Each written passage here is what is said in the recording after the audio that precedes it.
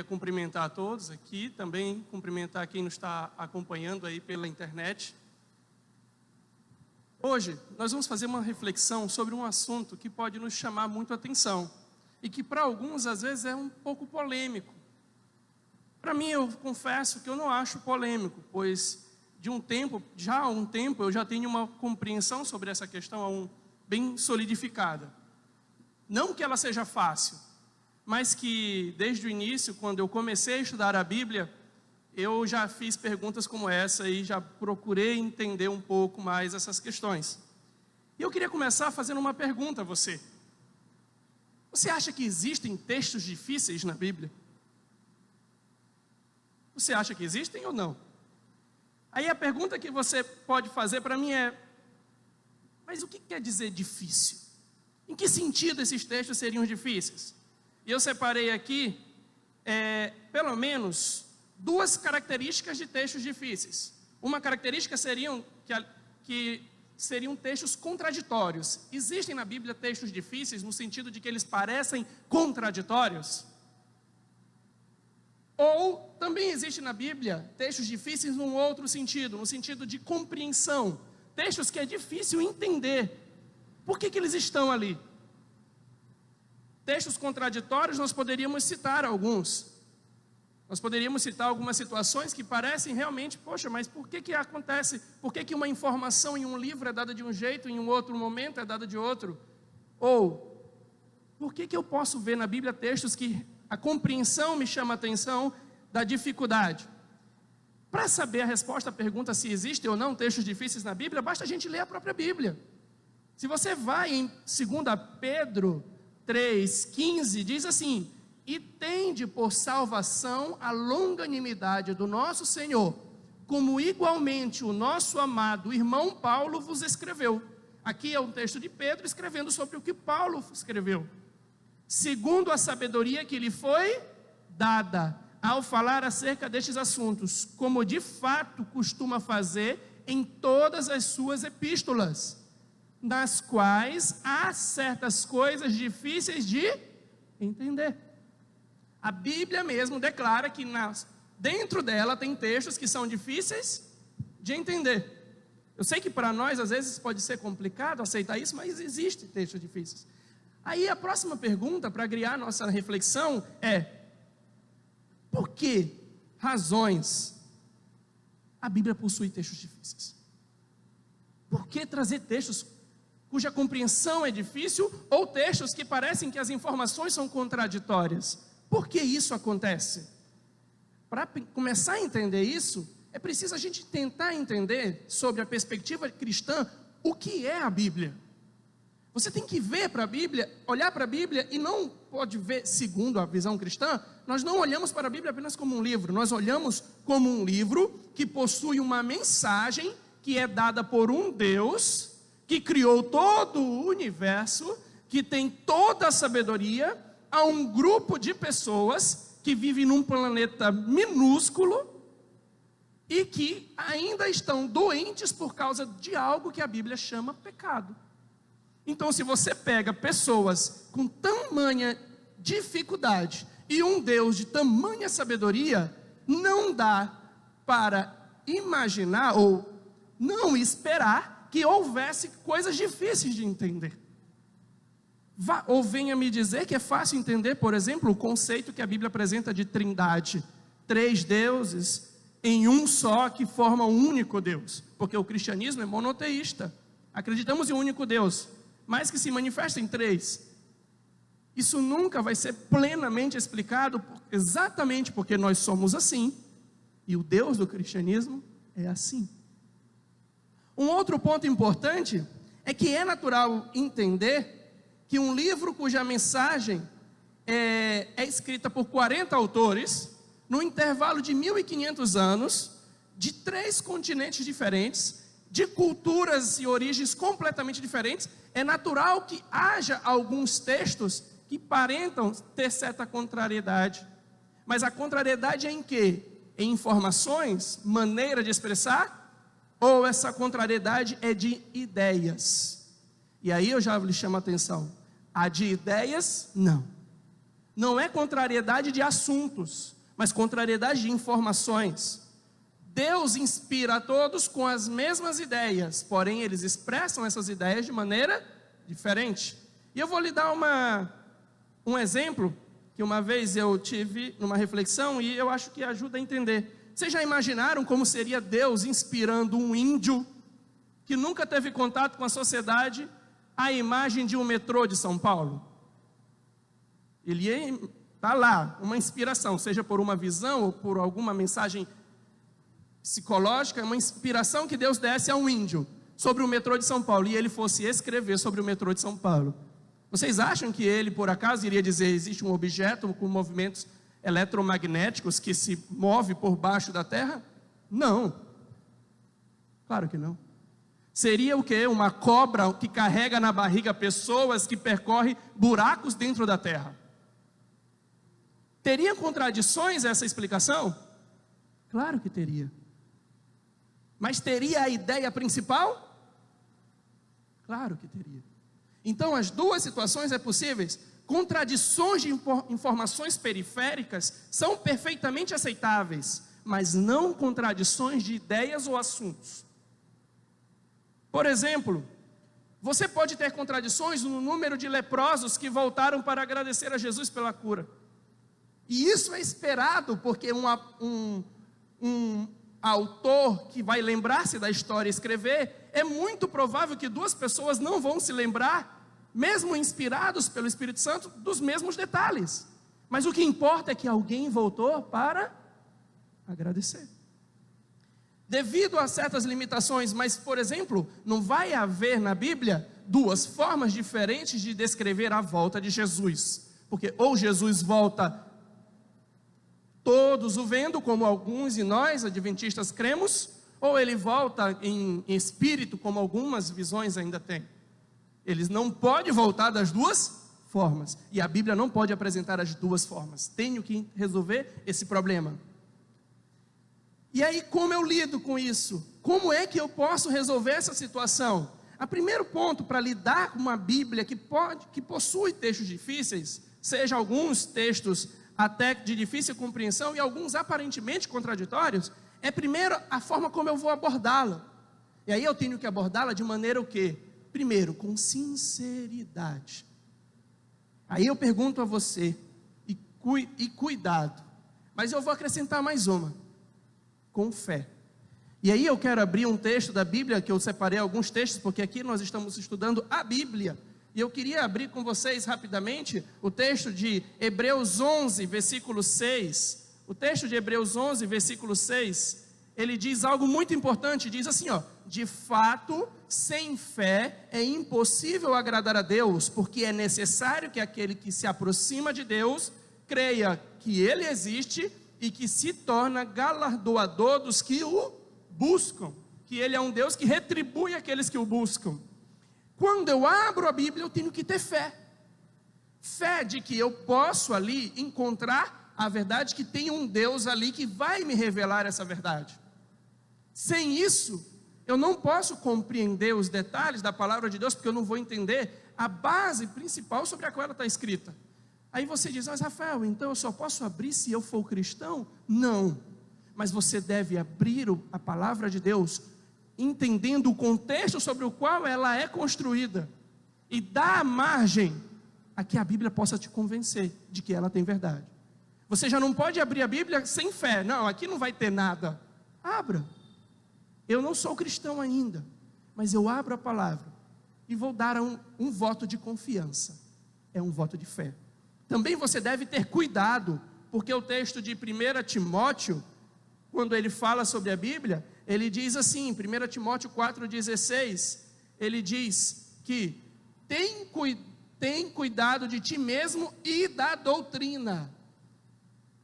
Continua nestes deveres, você deve ter cuidado da doutrina, você deve ter cuidado ao estudar a palavra. Por que cuidado? Por que essa atenção? Por quê? Porque você é limitado, porque você não vai, naturalmente, você já tem que entender que ela é um livro com toda essa complexidade, acessível, mas você precisa ter cuidado para compreender a Bíblia sabendo das suas próprias limitações. E por último, outra postura que você deve ter, a isso eu vou mais para Provérbios.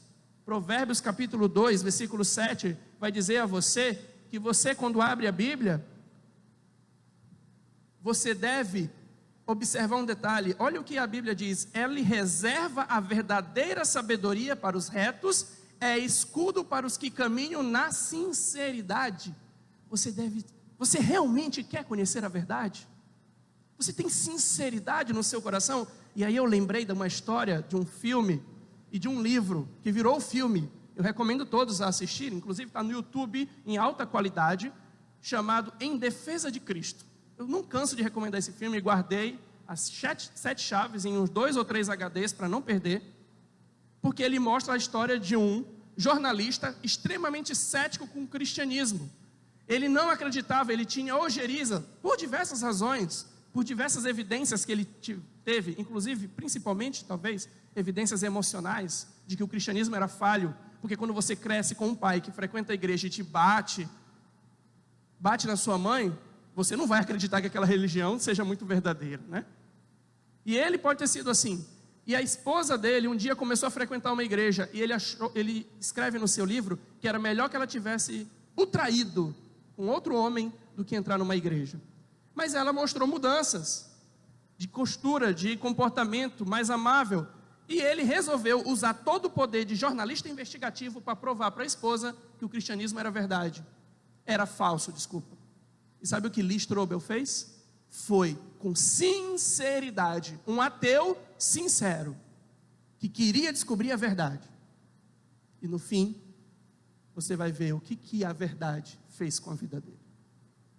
E virou um dos maiores defensores do cristianismo desde então.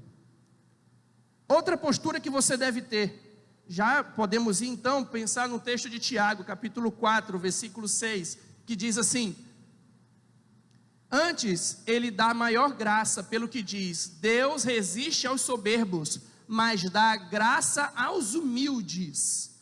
Humildade. E o versículo 10 eu acho extremamente forte, é um dos meus textos preferidos da Bíblia.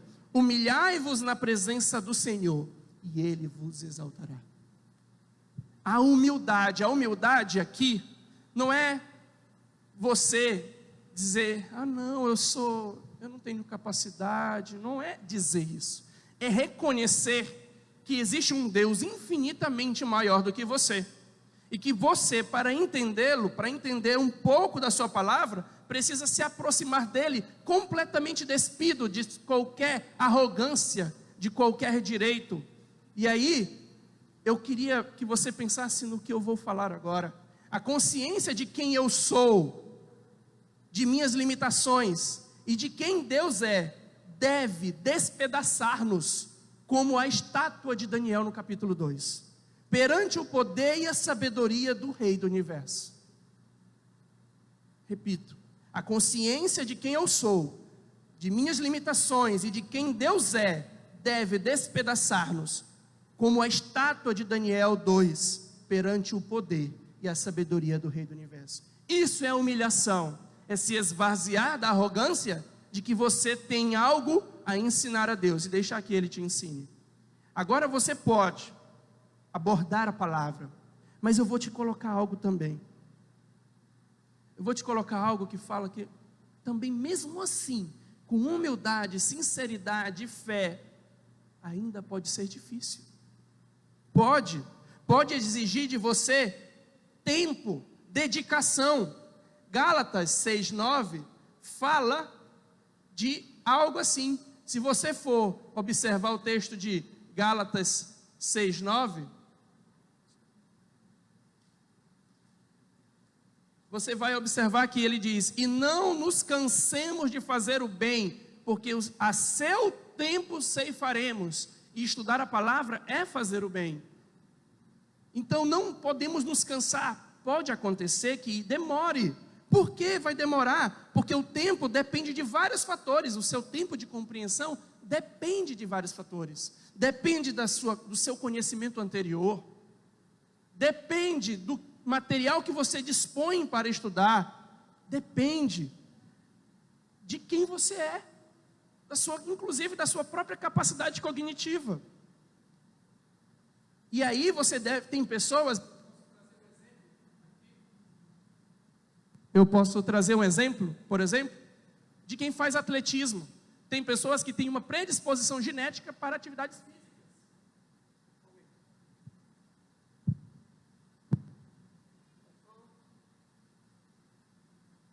Pastor, estou pegando o seu microfone, mas não se preocupe, já tive corona faz uns 2 meses. Tá? Então, mas olha só, é importante entender que vai demorar tempo. Isso acontece, falando sobre analogia com atletismo. Tem pessoas que começam a fazer uma atividade física e rapidamente o seu corpo se desenvolve, porque o corpo dele tem uma predisposição genética para isso. E isso pode acontecer também nas questões cognitivas. E não é um problema, isso não faz uma pessoa ser melhor do que outra. Só faz você entender que demora tempo. Recentemente aconteceu um episódio, nessa semana, uma garota que fazia doutorado em matemática, viu num livro um problema. Olha que problema interessante. Ela passou 2 semanas e resolveu o problema. E foi levar para o professor de matemática do doutorado. O orientador começou a pular na mesa. Você entendeu o que você fez? Não. Você resolveu um problema que durava mais de 300 anos. E ela está aí agora. Recebeu uma vaga de uma das melhores universidades do mundo. E ela não tinha aquele histórico que dissesse, chegou no novo Einstein. Ela resolveu. Para ela foi mais rápido, para outros mais demorado, mas acontece. Agora, na Bíblia, um outro aspecto fundamental. Quando você lê a Bíblia, você tem que ler segundo o método que a Bíblia apresenta. Ela diz como você compreende ela. Quando eu vou não ler a passagem, mas vou lembrar, você vai lá em Lucas 24, 27, diz que quando Jesus, após a sua ressurreição, foi conversar com 2 discípulos que iam para uma cidade em Emaús, esses discípulos, eles estavam muito deprimidos, e Jesus foi conversar com eles e disse assim, o que aconteceu? Eles não reconheceram quem era Jesus a princípio. Mas para explicar aos discípulos que aquilo que aconteceu era para acontecer, qual foi o método que Jesus utilizou? Ele abriu a sua palavra, as Sagradas Escrituras, e foi estudando de Moisés e dos profetas tudo que havia sido escrito sobre Jesus. Esse é o método que nós usamos, e eu chamei o nome, eu dei um título para esse método aqui ao refletir sobre o assunto: todos contra um. Não se usa um verso para fazer afirmações de verdades bíblicas, se usa todos. Então, se alguém levanta um verso, você levanta todos, e dali você aprende a verdade bíblica. Então, todos contra um.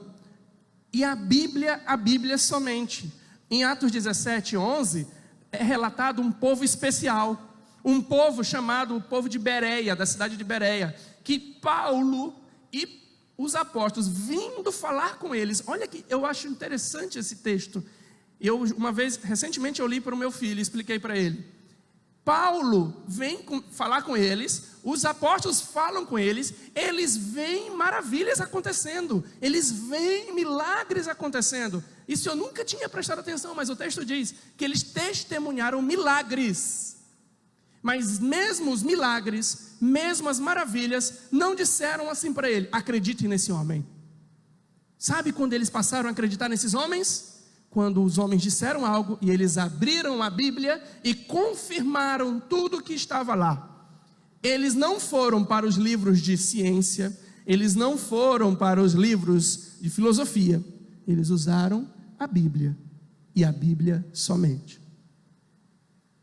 E por fim, quando você abre a Bíblia, você precisa ter um espírito especial, o espírito de oração. Ah, mas eu sou ateu. Como eu falei, quando você abre o livro sagrado para o cristianismo, você tem que dar crédito a ele para poder compreendê-lo. Um coração sincero. Mas eu digo que a oração dos ateus é o próprio coração sincero. É o próprio coração sincero.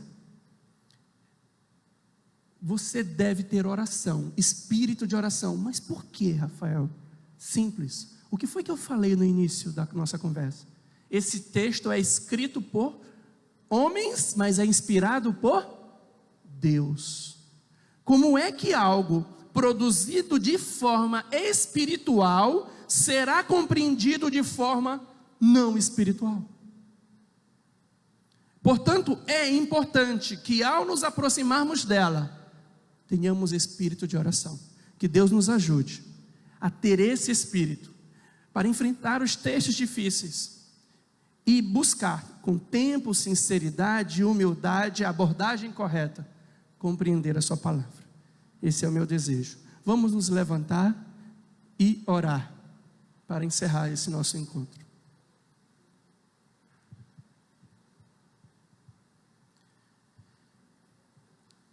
Querido Deus, muito obrigado, ó Pai, por ter enviado um mapa, uma orientação, que muitas vezes, Senhor, parece difícil de entender, mas cujas verdades guiaram não só aqueles que acreditaram, mas toda a sociedade ocidental hoje.